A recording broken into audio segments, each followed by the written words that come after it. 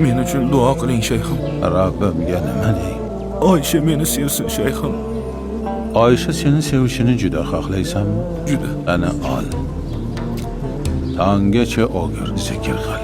Nima dey shayxim? Oysha deb sevganingni ismini ayt.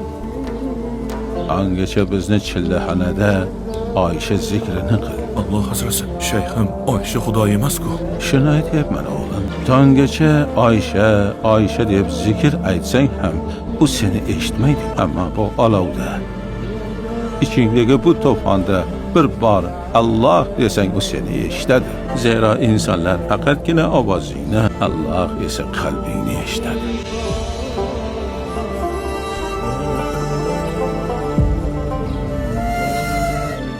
İnson sokilnikni o'ziga o'xshaganda topar ekan.